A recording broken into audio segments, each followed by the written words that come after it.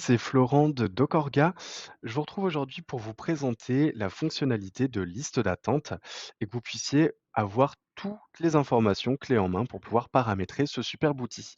Vous attendiez peut-être à retrouver Charles, mais il est tellement débordé aujourd'hui à faire les transitions au pack ergo, que du coup, il m'a missionné de vous faire la petite vidéo de paramétrage. Alors, j'espère être le plus clair possible.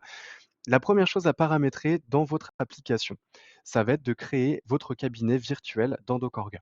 Aujourd'hui, c'est la condition obligatoire pour pouvoir activer la liste d'attente. Du coup, il nous suffit juste d'aller dans l'onglet Mon cabinet et quand vous n'aurez pas de cabinet, vous pourrez du coup en créer un ici en haut à droite. Ça nous donnera ensuite accès à l'outil de liste d'attente sur lequel on pourra donc s'abonner. Elle est comprise dans votre pack Argo de toute façon et ça vous donnera accès à l'outil.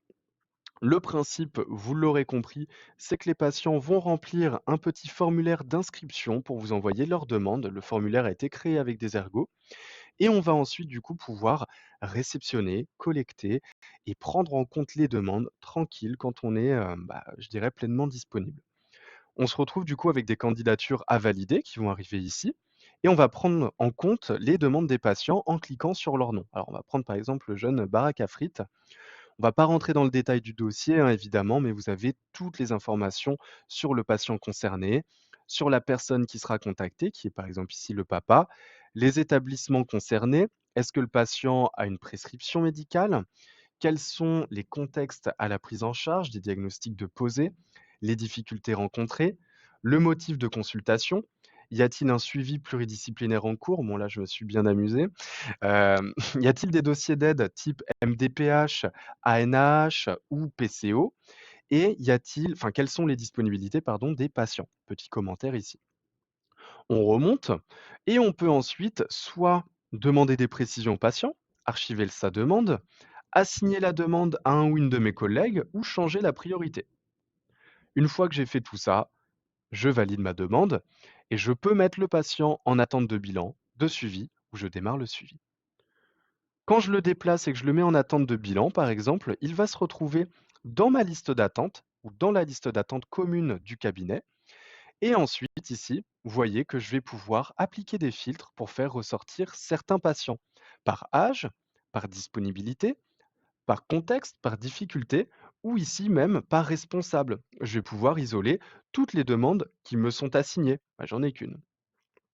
Si jamais un patient vous rappelle, il y a des difficultés à remplir le dossier pour X ou Y raison, parce qu'il est peut-être en situation de handicap et il fait lui-même les démarches médicales, vous pouvez ajouter vous-même une demande dans le dossier de la liste d'attente. Il n'y a aucun problème.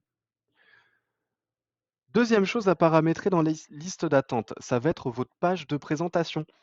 Donc maintenant, vous aurez une petite page sur Docorga, félicitations. Vous aurez juste à la paramétrer ici, en cliquant sur ma page. Et ici, vous avez la main pour paramétrer tout ce que vous voulez. Voilà. Pour la liste d'attente, c'est tout ce qu'il y a paramétré. Si je dois résumer, numéro 1, je change mon répondeur vocal. J'invite les patients à aller sur Docorga. Numéro 2, je vais personnaliser ma page de présentation. Et numéro 3, je vais pouvoir aussi envoyer ma liste d'attente actuelle à Docorga. L'idée, c'est qu'on puisse vous importer votre liste d'attente pour que vous n'ayez pas à rappeler tous les patients. De cette manière-là, vous irez sur le petit point d'interrogation en haut à droite que vous avez l'habitude d'utiliser, poser une question, importation de ma liste d'attente, voilà. Et ensuite, vous pourrez joindre le fichier à Camille directement. Et comme ça, Camille pourra importer votre liste d'attente en envoyant un petit message à chacun de vos patients pour qu'ils se réinscrivent sur Docorga. De la même manière, euh, autre chose importante sur la liste d'attente, c'est que notre objectif, c'est que vous puissiez leur faire confiance à ces listes d'attente. De ce fait, on va aller contacter chaque patient tous les mois avec un petit mail en leur demandant s'ils sont toujours à la recherche d'un ou d'une ergo ou pas. S'ils ont trouvé ailleurs, ils sortiront de la liste d'attente. Tout seul.